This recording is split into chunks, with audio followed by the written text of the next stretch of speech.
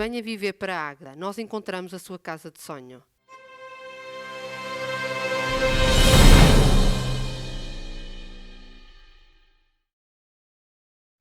Boa noite, esta é a quarta edição da Tribuna Soberana com os comentadores residentes da Soberania TV, Gil Natais e Paulo Matos. Começamos com o tema de abertura. Dr. Paulo Matos, boa noite. Um mês depois, o nosso regresso, como é que tem passado desta quarentena? Boa noite. Antes de mais cumprimentar-te a ti e ao Gil, que já não via há umas semanas. É verdade. Não nos víamos. Não nos víamos, por força deste período que atravessamos. Eu praticamente tenho feito uma vida mais ou menos normal, casa-escritório, escritório-casa, não contacto com pessoas, estou isolado no escritório e, portanto, não tenho sentido, a não ser a família que se encontra em casa, cumprindo as regras. Tenho feito uma vida praticamente normal, mas, no entanto, com os constrangimentos habituais. A minha nota de abertura tem a ver com a relação que em Águeda se está a estabelecer entre o poder político e as IPSS para combate a esta situação que vivemos. Eu penso que, da parte da Câmara Municipal, eu tenho visto muita intervenção do Presidente da Câmara, nomeadamente através da divulgação de informações no Facebook sobre o número de infectados e enfim, as situações que têm ocorrido com esta pandemia, mas tenho visto pouca informação relativamente às medidas que a Câmara Municipal tem adotado para apoiar as instituições. Falei com 1 ou 2 presidentes de instituições que não colocam a situação em termos de falta de apoio, mas dizem que há muitas promessas, mas que os apoios não têm chegado. Tem havido muita disponibilidade, nomeadamente do Sr. Presidente da Câmara. Também a mesma disponibilidade tem sido revelada com os presidentes de junta, que também me deram nota disso, aqueles pelo menos com quem eu falei. Mas, portanto, nota-se alguma navegação à vista. E isto eu penso que era uma área e um momento, em que se exige da parte dos poderes, também locais, uma intervenção mais coordenadora relativamente às ações que têm que ser levadas a cabo, porque o grande elogio que tem que ser feito e a grande homenagem é às IPSS e às suas direções, nomeadamente aquelas que estou-me a lembrar dos pioneiros, da Associação Fermentelense, penso que também a Associação de Belazema, não tenho a certeza, que estabeleceram equipas que se revezam e que estão 15 dias na instituição, mas também me dão nota que não fazem os testes que deviam fazer às equipas que entram. E, portanto, eu acho que essa era uma ação que deveria ser a autarquia a levar a cabo. Portanto, veja-se, a Câmara Municipal de Aveiro, está bem, o VAR tem o problema que tem e justifica-se uma maior coordenação do poder local. Mas, de qualquer modo, Aveiro tem apoiado, até com máscaras, outros concelhos. Quer dizer, a própria autarquia adquire esses equipamentos e vai distribuí-los por quem precisa. Penso que em Águeda não estou a criticar o poder, estou a dizer que deveria haver uma atitude mais proativa no sentido de apoiar, não apenas prometer, mas apoiar efetivamente e de forma preventiva, porque dá-me a ideia que, pelo menos por declarações do Presidente da Câmara, que já li nos semanários que já saíram, à data em que estamos a fazer este programa, que ele está sempre disponível e que a Câmara tem situação financeira para depois acudir aos problemas que surgirem. Eu acho que a intervenção tem que ser preventiva, já. Não quer dizer, nós não temos ainda um problema em Águeda relevante, mas já temos uma riqueza de instituições que mereciam da parte do poder local uma maior coordenação. Porque aquilo que elas estão a fazer muito bem, estão a fazê-lo sozinhas.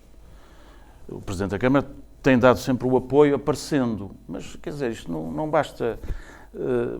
Deveria ter havido do meu ponto de vista,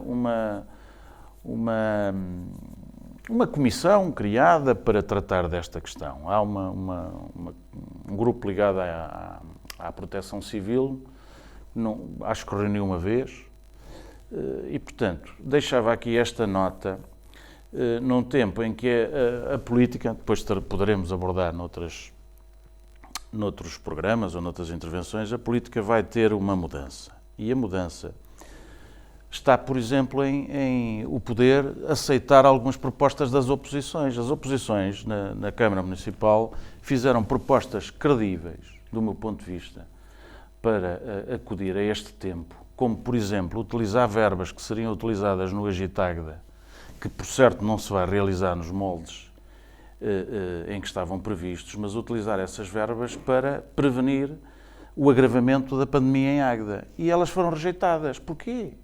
A política não pode continuar a ser isto. Quer dizer, temos um poder maioritário que decide, pode, quer e manda, não aceita propostas da oposição e deixa o combate à pandemia entregue às IPSS e às instituições da sociedade, sem coordenar tudo isto. Deixava aqui esta nota como alerta para que a política também comece a mudar e as pessoas deixem de fazer política com isto. Dr. Gilnotaz, boa noite. Como é que tem passado a sua quarentena e que nota de abertura é que nos traz? Boa noite, Jorge. Boa noite, Paulo. Pois, contrariamente ao Paulo, a minha vida mudou bastante. Mudou bastante porque tenho feito muito teletrabalho e as novas tecnologias, que eu já era conhecido por ser um homem das novas tecnologias, têm entrado bastante mais.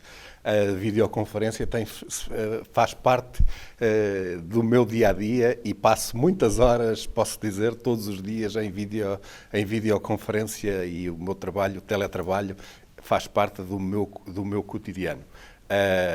Estou muito mais por casa, neste momento, mas com acesso a tudo a partir de casa, acesso virtual, não tenho o contacto com as pessoas, não é? Mas falo com elas face a face. E é uma experiência muito interessante e fazer reuniões, juntar pessoas de Lisboa, Coimbra, Porto, Aveiro, todas a dialogar e verificar que todos se respeitam e que aguardam a sua vez de falar, que a democracia funciona, que não há atropelos. É uma experiência efetivamente muito, muito interessante. E tem sido gratificante. E, obviamente tenho estado, pode-se dizer, meio recluso, não é? Em casa. E não foste libertado. Não fui libertado. Faço pequenas saídas, porque tento cumprir o isolamento social o máximo que posso. Tento convencer o meu filho a fazer alguns trabalhos de casa que ele vai a contragosto realizando, mas é a contragosto, mas vai realizando. Portanto, é um dia bastante ocupado. O Gil, deixa-me interromper, foi visionário num tempo em que era para toda a gente ter computador nas escolas em Águeda. Isso eu irei falar, mas é lá mais para o fim. E foi mal visto à época, eu próprio achei que era um exagero, e continuo a achar nos moldes em que o Primeiro-Ministro diz que quer fazer isso, que é dar a toda a gente. Eu tenho algumas dúvidas, porque se for para as pessoas com dificuldades, eu aceito. Porque também tem que haver alguma justiça nisso. Paulo, tu já queimaste na entrada muitos assuntos, na entrada, alguns. Uma série deles que eu gostaria de abordar também, até porque tenho opinião. Mas, portanto, vamos... Nota de abertura. A minha nota de abertura é para todos aqueles que estão na primeira linha. E que estão na primeira linha e que têm de tratar daqueles infectados ou que possivelmente estão infectados e que aqueles que estão a tratar dos infectados e que têm de se proteger e que muitas vezes com todas as proteções mesmo assim não estão protegidos. Porque às vezes um pequeno descuido, e eu assisti a alguns vídeos de tirar aquelas quantidades enormes de proteções e um pequeno descuido a tirar uma proteção pode contrair a doença. E, portanto, não só para esses, mas para todos aqueles que estão nas IPSS, nos lares, etc., todos na primeira linha, vai a minha palavra e o meu incentivo e o meu obrigado por estarem a cuidar e por irem continuar a ter esse trabalho, porque eu estou convencido que estas medidas de confinamento vão ter de ser levantadas dentro de algum tempo, mas nós vamos ter muito cuidado e vai ter de haver muito trabalho para essas pessoas também. Muito bem. Dr. Paulo Matos, como é que se estão a portar, e isto indo ao encontro da sua nota de abertura, os nossos políticos na abordagem a esta pandemia, sobretudo no que toca à adoção de medidas? Marcelo Rebelo de Sousa e António Costa, a nível nacional. Bem, eu tenho assistido, ainda ontem assisti a um comentário do José Miguel Júdice interessante, dizendo que há um conflito latente entre o Presidente da República e o Primeiro-Ministro. Eu não gosto muito dessas teorias da conspiração, não vejo que haja grandes divergências entre estes dois protagonistas. Eu penso que se têm completado. Pode haver divergências de quando é que acaba a emergência e relativamente ao período de tempo em que o país tem que estar ou não paralisado. Mas não há divergências de fundo e eu penso que também nestes tempos de dificuldades a estratégia é comum. Não vejo que haja por aí grandes discrepâncias. No entanto, pode haver no futuro, relativamente às consequências desta paragem do país, em termos económicos, aí pode haver visões diferentes sobre a intervenção do Estado para recuperar o país. E eu penso que temos que esperar por esse tempo. E temos que esperar pelas várias posições das forças políticas, porque também a nível nacional e mundial a política vai mudar. O confronto pode outra vez regressar às ideologias, vamos ver, mais Estado, menos Estado para resolver os problemas, mas são tempos também, para além de difíceis, desafiantes a esse nível. Portanto, não vejo grande divergência, não concordo muito com isso e vamos esperar. Não é? E as medidas que o estado de emergência vai ser renovado, não é? O Presidente já o disse.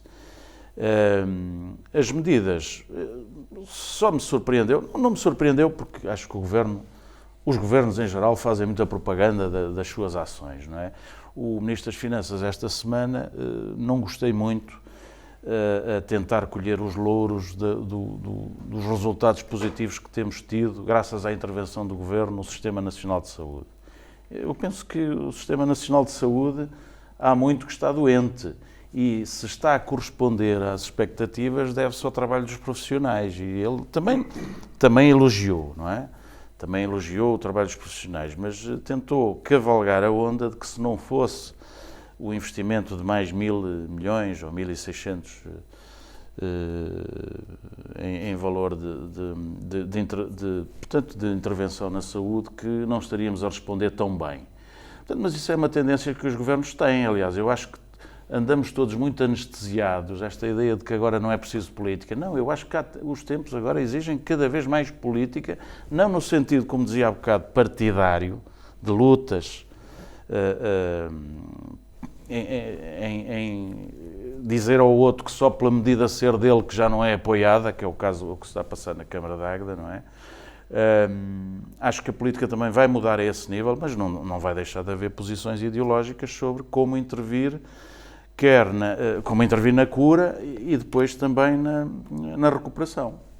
Muito rapidamente, viu aqui a entrevista de Ramalhianes ao Canal 1 da RTP? Não vi, mas vi os ecos dessa entrevista e para mim não é surpreendente, porque o Ramalhianes é para mim das figuras dos políticos mais honestos e de referência que o país teve e, portanto, está ao nível dele.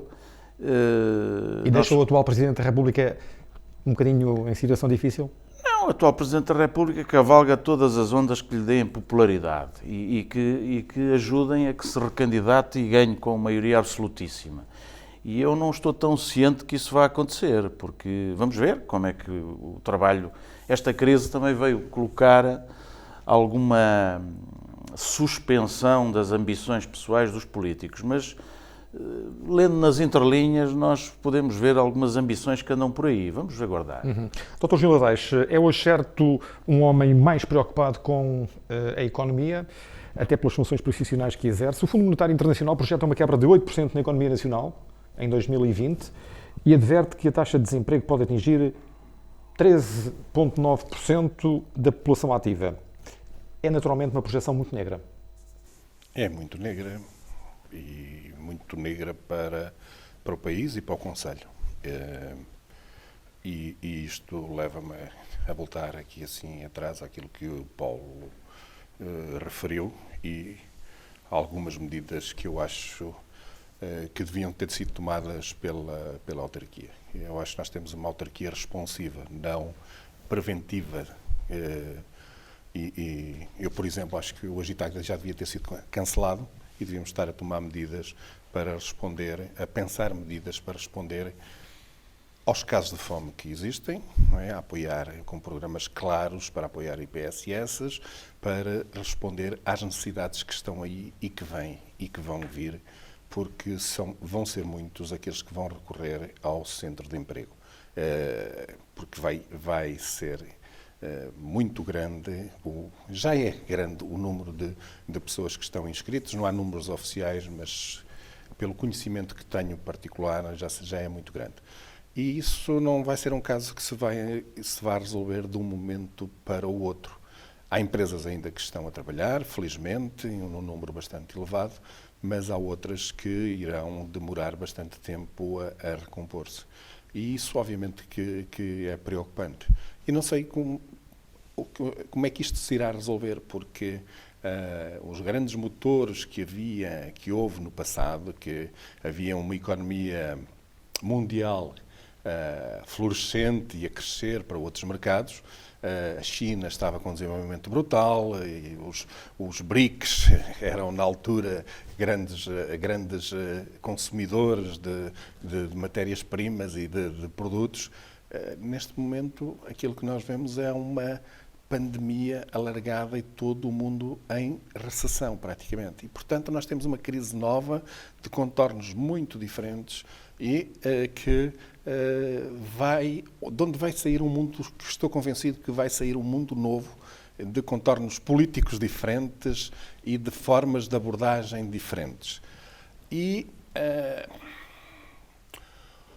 aquilo que tenho visto em termos internacionais não augura nada de muito bom, porque não temos lideranças fortes e lideranças que sejam no sentido, na minha perspectiva, de solidariedade e de robustecer o fortalecimento entre os povos. É mais cada um por si.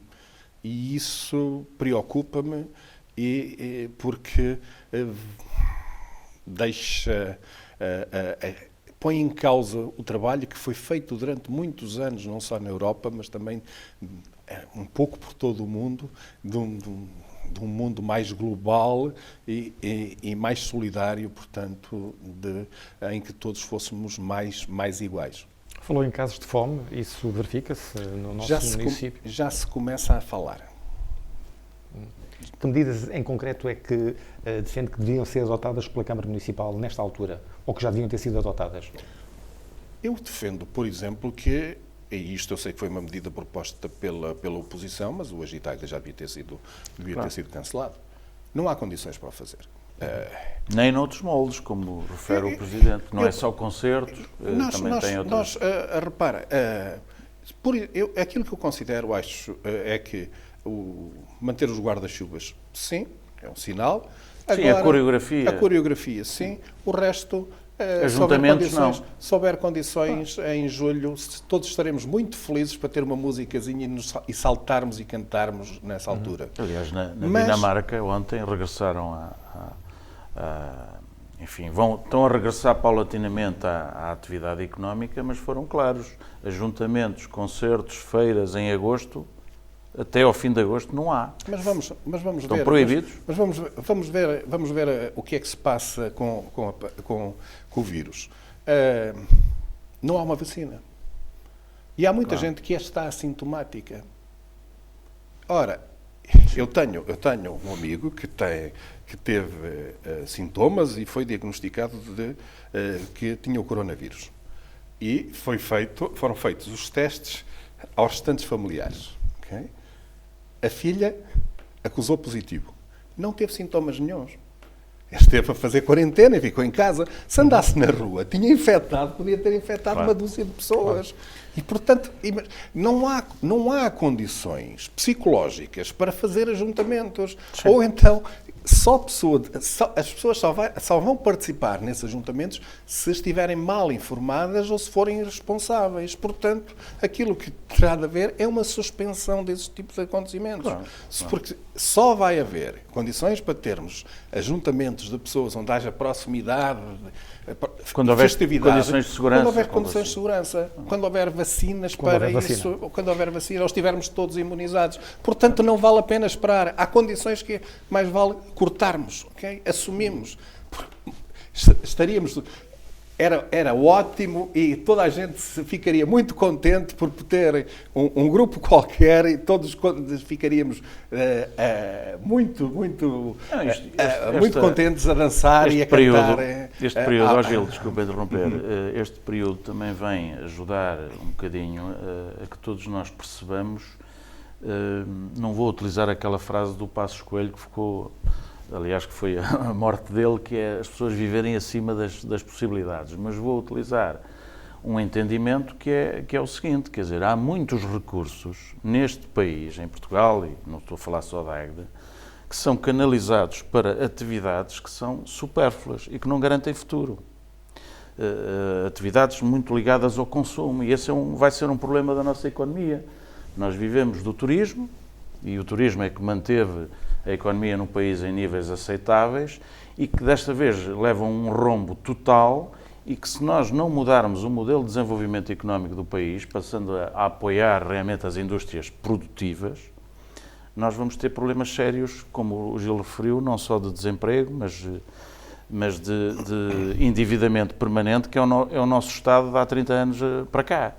E, portanto, nós temos que mudar, aproveitar esta pandemia como uma oportunidade para mudar de vida, efetivamente. E eu penso, é uma nota aqui que ainda não falamos, que é necessário retomar a atividade económica rapidamente ou devemos esperar? E até quando? Eu penso que em economia as expectativas são muito importantes. Portanto, os agentes económicos têm que saber com o que é que contam. E, portanto, a permanente indefinição de não saberem, terem uma data prevista para o regresso à atividade é má. Deve haver um regresso paulatino. Eu espero que os nossos políticos a nível central decidam isso bem, alargando o estado de emergência até ao fim do mês, como está previsto, mas prevendo já gradualmente um regresso à atividade em alguns setores. Porque senão eles morrem. Há empresas que se dedicavam a uma atividade muito sazonal que vão desaparecer. E, portanto, nós temos que saber o que é que vamos apostar e aquilo que temos que mudar de modelo de desenvolvimento económico. E esta é uma oportunidade também única para isso. Sim, mas nós temos de ver que nós não podemos mudar também radicalmente tudo. Claro, e claro. A atividade turística vai continuar a ser importante. E por isso é que deve retomar a atividade. Tem de retomar, mas as pessoas também não têm à vontade, não vai haver a quantidade mas de turismo... Mas sem ajustamentos, sem oferta de cultural, por exemplo, o turismo certo, também. Certo, mas vai tudo... O problema é que a retoma, aquilo que se falava era uma retoma em V. E não vai ser em V, vai ser em U ou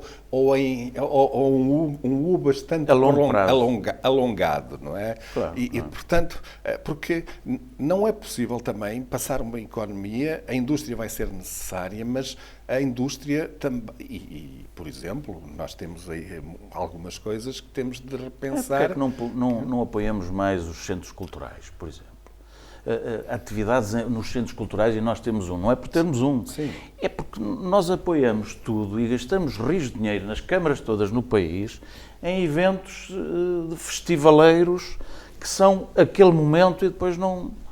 Quer dizer, são aquele momento e não deixam nada para futuro. E eu penso que há atividades que se podem desenvolver até em termos coordenados a nível das várias regiões do país nos centros culturais todos que temos. Ou nós fizemos os centros culturais para eles estarem às moscas. Não estou a referir-me aqui ao centro cultural criado pelo Gil, porque eu apoiei sempre e continuo a apoiar. Mas a verdade é que todos estes centros culturais multiplicados pelo país têm que ter atividade e têm que se apoiar as indústrias culturais. Em vez de elas fazerem os eventos no exterior, passam a fazer internamente, de forma coordenada. Há tanta atividade cultural para apoiar, no teatro, na dança, etc. E isso vai ter que ser apoiado. Agora, tudo isto, do meu ponto de vista, também vai mudar, porque se calhar não vamos poder ter, ainda há dias estive a pensar nisso, 600 pessoas no centro de artes 600 pessoas num ajuntamento e, portanto, as pessoas têm que estar num centro cultural separadas, pelo menos por 2 lugares. Teremos, voltamos a ter. Entretanto, temos um intervalo aqui assim. O problema, na minha perspectiva, está no intervalo. No momento. Okay? Claro. E aqui assim nós temos um intervalo para gerir, na minha perspectiva, para gerir. E aqui vai ser difícil, na minha perspectiva. Porque o retomar a economia não podemos ter datas. Porque há uma coisa que vai comandar isto tudo, que é o vírus. Se vamos ter mais surtos, se não vamos, como é que fazemos o controle? Porque... a economia pode morrer também. Esse é que é o problema. Este equilíbrio tem que ser feito. É isso mesmo. Eu estou convencido que vamos, no próximo mês, vamos começar a abrir. Já foi falado, abrir as escolas, abrir, por exemplo, empresas em Alvar que tiveram de abrir porque são essenciais e que no cerco sanitário, portanto, começaram a produzir. E há outras, e vão paulatinamente, vamos abrindo. Agora, nós temos de controlar melhor o vírus. Claro, e por isso implica organização. Exato. E por isso, em algumas vezes, as ditaduras funcionam bem. Okay? Singapura e Coreias, etc., fizeram uma app e colocaram-na a funcionar que controla os passos todos das pessoas e onde é que elas vão. Bem, isso é outro debate. Temos que ir para outro debate. Calma. A vigilância. Eu temporariamente, mas apenas temporariamente, concordava com a utilização do meio desses. Porque ajudava a controlar. Os temporários em períodos de emergência tornam-se definitivos. Isso é que é o perigo. Não, mas nós estamos numa democracia. Okay? Pois serve para tudo controlar as pessoas. Nós estamos numa democracia e eu ainda confio na democracia. Eu também, até ver. Por isso é que eu achava que isto pode ser importante. Porque assim nós conseguimos controlar uma pandemia. De outra forma, eu tenho dúvidas dos avanços e recuos que nós vamos ter aqui. Porque um assintomático pode-nos causar um problema gravíssimo. Pode-nos obrigar a andarmos aqui, ou vários assintomáticos, com avanços e recuos aqui em diferentes zonas do país. Eu tenho alguma dificuldade. Já agora, desculpa-me. Em Itália, o pandemónio que se gerou foi os do Norte terem feito uma excursão de todos, como isolaram o Norte. Quem diga que foi um jogo de futebol que provocou aquilo. Também Valência... ajudou, mas isso foi a passagem para a Espanha. Sim. Mas em Itália isolaram o Norte e eles passaram-se todos para o Sul. Okay? E o vírus passou. E em Portugal, se não fechassem as fronteiras, vinham para cá os espanhóis todos. Os espanhóis estavam a começar a passar também. Portanto, isto tem de haver controle e os controles nisto têm de ser rígido. E depois há aqui uma outra coisa. Porquê é que isto acontece assim? E porquê é que o mundo foi apanhado de surpresa? Porque estas coisas só aconteciam no Oriente e ficavam lá concentradas. Porque aconteciam sempre em comunidades pequenas. Certo. Só que, desta vez, aconteceu numa cidadezinha que tem só 11 milhões de habitantes, ou seja, tanto como Portugal. Mais do que Portugal, de onde saem todos os dias para todos os lugares do mundo mais de 3.500 pessoas. E disseminou. E disseminou. E depois, os chineses, talvez no início, tivessem camuflado um bocadinho, também eram capazes de não saber muito bem com o que é que lidavam, e depois deu o que deu. Não é? Mas acho que omitiram um bocadinho no início. Exato. Mas os depois, historiadores disso. O problema disto é que já houve outros. Okay? O ébola é muito pior do que este, mas foi controlado e conseguiram-se concentrá-lo em África e, neste momento, penso que já existe vacina e está concentrado numa zona da África. Temos aqui um ano para conseguir resolvê-lo, mas vai ser um ano em que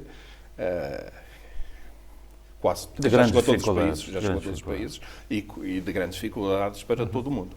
Dr. Paulo Matos, de uma assentada, que comentário lhe merece o regresso da escola à distância e a libertação de presos, medidas motivadas por esta pandemia? A escola à distância foi sempre um assunto com que eu lidei à distância. Isto é, sou um bocado conservador nessa matéria e, portanto, eu sou como o coronavírus. Vou levar algum tempo a adaptar-me à nova realidade, mas confesso que estou a apaixonar-me pela área. Estou convencido que esta exigência, porque é uma obrigatoriedade de toda a gente fazer ensino à distância,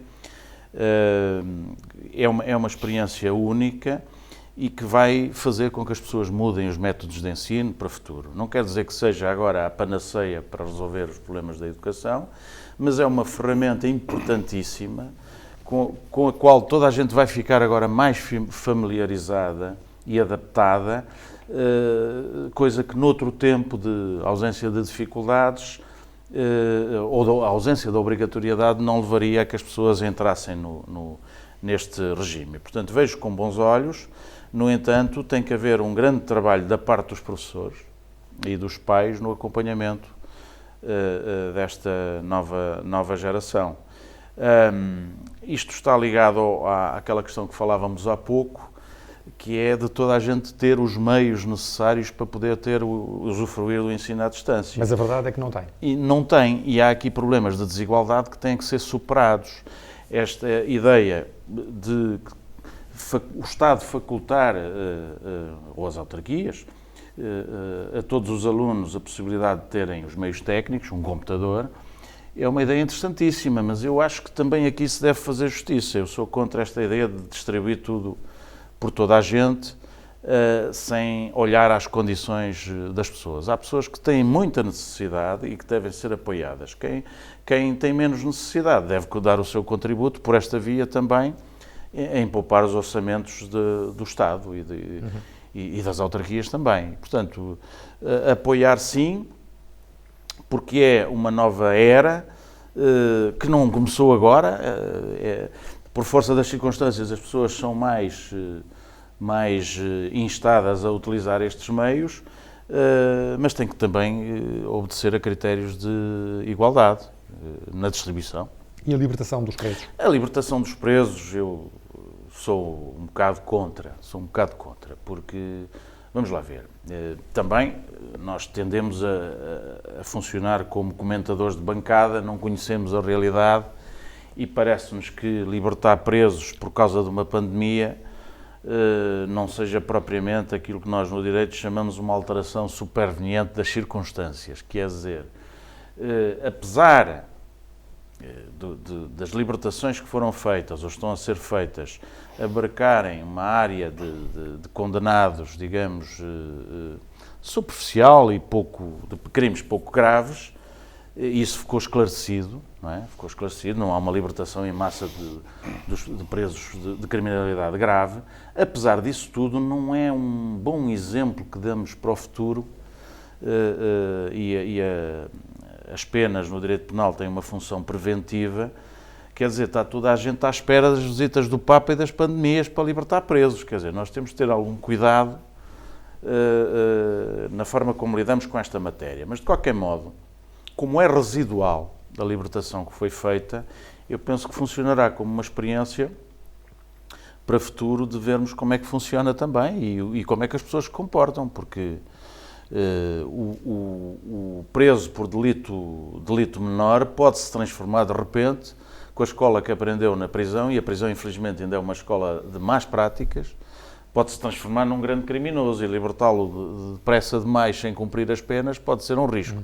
Mas de qualquer modo, mitigando a minha ala conservadora à minha ala mais progressista, Eu concordo com a medida, em geral, se for acompanhada no seu cumprimento. Dr. Gil Ladares, também telegraficamente, os 500 mil milhões anunciados pela União Europeia vão chegar para todas as necessidades, por um lado, e se o layoff vai chegar para todos. Neste momento há mais de 66 mil empresas e mais de 930 mil trabalhadores abrangidos pelo novo regime. E perguntava-lhe também se a economia consegue aguentar um novo prolongamento do estado de emergência. 3 perguntas, mas eu queria voltar atrás ainda. Claro. Eu dos tablets. Aos computadores. Aos computadores eu vou deixar, é a minha pergunta final, é a minha Nota final, mas eu queria falar sobre os preços. O Gil hoje não trouxe computador. É uma novidade. Mas isto também traz, mas traz o iPhone. Não é iPhone, não. Não é iPhone. Não é iPhone, não é iPhone. Não falo da marca. Eu fico estupefacto, não é? É como é que pode ser ficar preso com uma pena de alguns anos de cadeia alguém por conduzir sem carta. Sinceramente, não passa pela Isso cabeça. Tem a ver com a repetição do crime, não foi por uma infração, certamente. Mas independentemente disso, claro. Eu vejo uma pessoa dessas... É muito perigoso, alguém que anda na estrada. Certo. A conduzir sem condições pode matar gente. Certo, mas eu vejo uma pessoa dessas a cumprir trabalho comunitário, seja lá o tempo que for. Porque não trouxe perigo para a sociedade, sim, claro. Mas... Há outras formas de punição. E por isso, libertar um criminoso destes, eu não concordo com a pena que o pôs lá dentro. Acho, obviamente que foram bem analisadas, etc. Mas temos de analisar deixam perigosos à solta e prendem pequenos criminosos. Se prendemos pequenos criminosos, então vamos sim obrigá-los a fazer trabalho comunitário, vamos obrigá-los a reintegrar-se na sociedade e dizer-lhes que eles têm de pagar o seu crime à sociedade. Não é fazer a sociedade pagar ainda para que eles estejam afastados, tenham afastamento social agora, porque eu acho que aí não estão a ganhar nada. Eles vão para uma escola de crime e ainda vêm melhor formados. Portanto, aqui assim é um reparo daquilo do pouco que eu ouvi sobre isto, ao sistema que prende algumas pessoas. Agora, o layoff e os 500 milhões. Nós já fomos vendo aumentos sucessivos do dinheiro que vai havendo. Por isso, eu não sei qual é. Se são 500 mil milhões, são 1.000 milhões. Se é um saco sem fundo ou não. Quanto é que Mário Centeno diz que não era o fim da linha, que vai haver novas medidas. Está muito otimista. Vamos ver, aguardar. Também estou. Eu acho aquilo que... Otimista em termos europeus. Sim, eu na Europa... Mas é em termos europeus que na eu Europa, estava a falar sobre isso. Posso falar um pouco sobre isso. A minha questão neste momento é o que é que nos vale termos um presidente do Eurogrupo? Nós, Portugal. Nós, Portugal. Eu acho que é contraproducente. Porque nós temos de falar na Europa a duas vozes. E aquilo que aconteceu há uns tempos, da discussão entre o António Costa e o Mário Centeno, é isso mesmo. É que o Mário Centeno tem de ter uma posição na Europa. É inconciliável as duas posições. São inconciliáveis.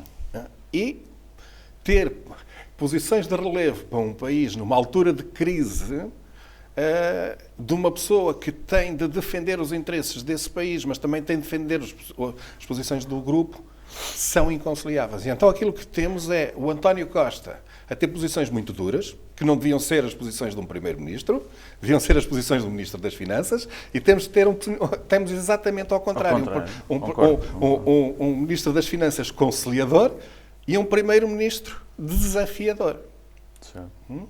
O que pode prejudicar Portugal. O que dificulta a posição de Portugal. Porque nós já vimos, e eu assisti a isto, e eu concordo, a respeito da posição da Holanda, quem toma as posições fortes relativamente ao Ministro das Finanças da Holanda, e nós estamos aqui a ver que vocês não veem normalmente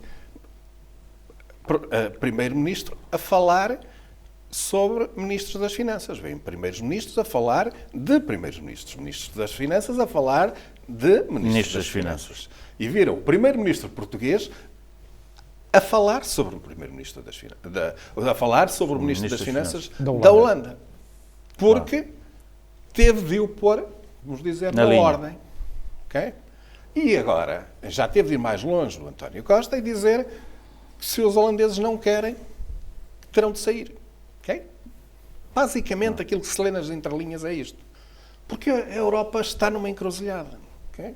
Eles agora lá conseguiram um acordo mínimo para dar qualquer coisa, mas para que é que serve a Europa se nestes momentos e esse apoio até agora é para a saúde, só no domínio. Pois, eles conseguiram um acordo mínimo para a saúde. Porque o problema disto é que os grandes países ganham com estas crises. Claro. Se não houver acordo, se este dinheiro todo, que não é problema de dinheiro, mas se vier à dívida dos países, okay? E isto só está neste patamar porque está lá a Itália, e Itália é uma grande potência dentro da Europa, é um dos maiores dentro da Europa, é uma grande potência económica. Porque só se fosse Portugal, e Espanha, e Grécia, não sei quanto, isto já estava tudo resolvido. Isto ia tudo à dívida. E nós estaríamos com um problema gravíssimo para resolver no futuro. Okay? Só que Itália não vai concordar com isto, porque a dívida deles torna-se ingovernável. Okay? E é possível que seja posto em cima da mesa Holanda e outros saírem do euro.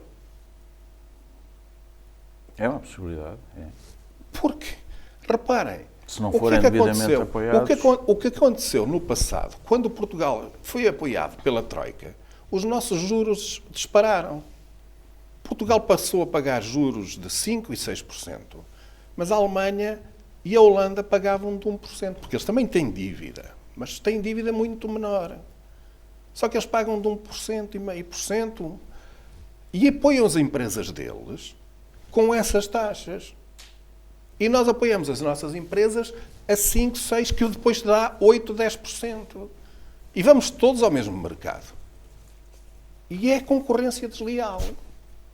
Ou seja, aquilo que tem de acabar na Europa é esta concorrência desleal, esta desigualdade motivada pelos países mais fortes, que estão habituados a ter esta posição.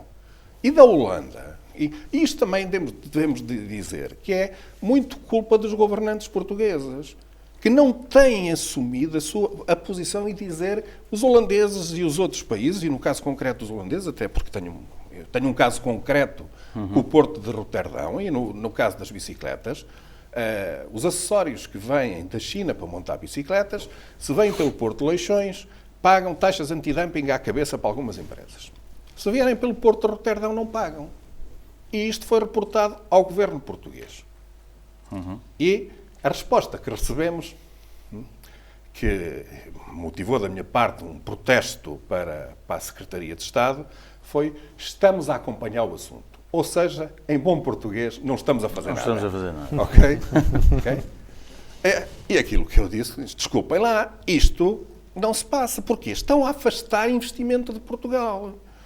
Porque havia outros empresários, outras empresas interessadas em instalar-se cá e dizem: então, mas se eu não pago impostos a entrar pela Holanda, eu vou-me instalar num país do centro da Europa, escuso de vir para Portugal, pagar os artigos, escusam de entrar pela Holanda para vir para Portugal, ter esse trajeto todo, para depois vender as bicicletas para o centro da Europa.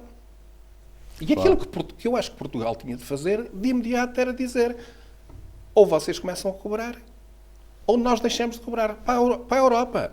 Ou obrigam-nos a cobrar, ou deixamos de cobrar. E ser firme nisto. Nós somos demasiado bons alunos. Nós fazemos, nós cumprimos. Isto não pode ser. Temos de bater o pé e afirmar. E, portanto, o António Costa tem batido bastante o pé.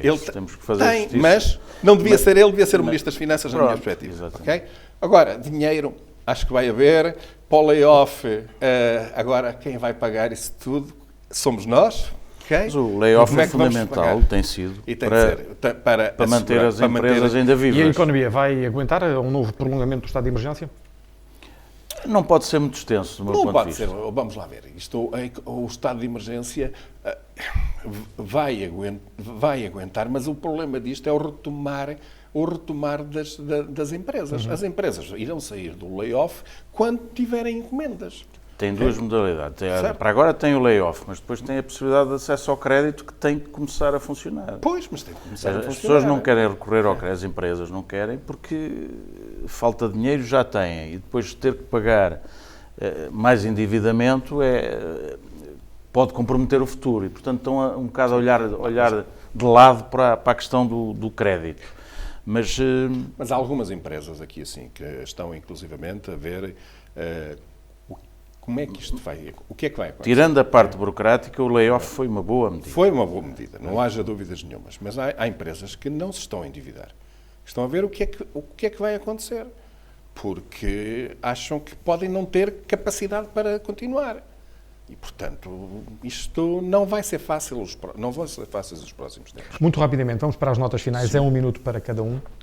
Dr. Paulo Matos. Uma nota final muito breve para elogiar a Escola Superior de Tecnologia e Gestão, aqui a nossa escola de Águeda, que abriu os muros, num tempo de muros fechados, em que as pessoas estão confinadas e toda a gente está reduzida ao seu próprio nicho de ação. Eu acho que é uma atitude simbólica, muito relevante e que permite termos uma outra visão do ensino superior em Águeda, uma maior ligação entre a sociedade e a escola e, portanto, fica aqui este elogio com a conclusão das obras nas residências universitárias e com esta nova imagem que a Escola de Águeda está a dar. Eu acho que foi uma lufada de ar fresco aqui no centro da cidade. Dr. Gil Natais. Pois, eu vou falar dos tablets e aquilo que eu quero dizer é que lamento que a Câmara não tenha dado continuidade ao projeto que foi iniciado há vários anos, porque já não haveria problemas dos alunos terem... Há um ditado que a necessidade aguça o engenho. Portanto, a necessidade é que faz com que seja agora relevante comprar computadores. Mas o problema à época não era tanto. Essa é que é a questão. Não, mas o problema é que isto para o futuro pode-se preparar com o tempo. Percebo. As tecnologias e a entrada das Havia tecnologias... outras prioridades também. Não haveria prioridades. As prioridades preparam-se com o tempo. E elas... As escolas sem... Estou-me a lembrar aqui da Adolfo Portela. Não tem obras há não sei quantos anos. Mas isso era é um muito mais prioritário do que os alunos terem tablets. Isso é numa fase seguinte. Não, isso é um problema do Estado. O Estado é que, e não sei se sabes, que a escola foi a única que não teve obras porque o parque escolar, entretanto, acabou. Ao mais, quando acabei os mandatos, ainda do tempo do Sócrates, todas as escolas, exatamente, e ainda chegou a ter contentores lá, todas as escolas tiveram obras e tínhamos capacidade nos centros educativos para ter todas as escolas, portanto, com todas as condições para os alunos. E chegou a fase de passar um nível de ensino, e passar um nível de ensino para um nível superior daquilo que se fazia de melhor no mundo. E o que se fazia melhor no mundo utiliza também essas tecnologias. E essas tecnologias estavam ao dispor dos alunos e dos professores daqueles que queriam.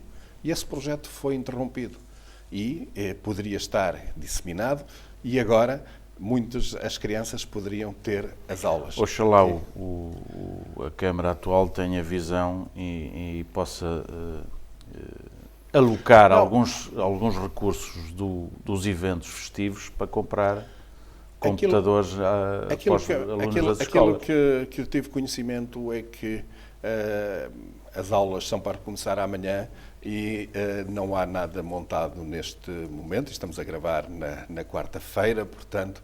Meu filho anda na Adolfo e há bocado disse-me que já esteve no Zoom. O Zoom é um programa, a plataforma do ensino à distância, portanto, já está a começar. Pronto, então fico contente que... 12º ano, provavelmente vai ter aulas presenciais. Sim. Mas poderia estar esse projeto muito mais evoluído e estar a funcionar como agora, com o regresso do Gil à atividade política, vão regressar os computadores às escolas. Não. para retomar esse velho projeto. Não. Não, Quem sabe, quem possibilidade. sabe. Será difícil, será difícil. Ficamos por aqui esta semana. Dr. Paulo Matos, Dr. Gil Latais, obrigado. Até para a semana. É tudo quanto à quarta edição da Tribuna Soberana. Regressamos na próxima semana. Boa noite.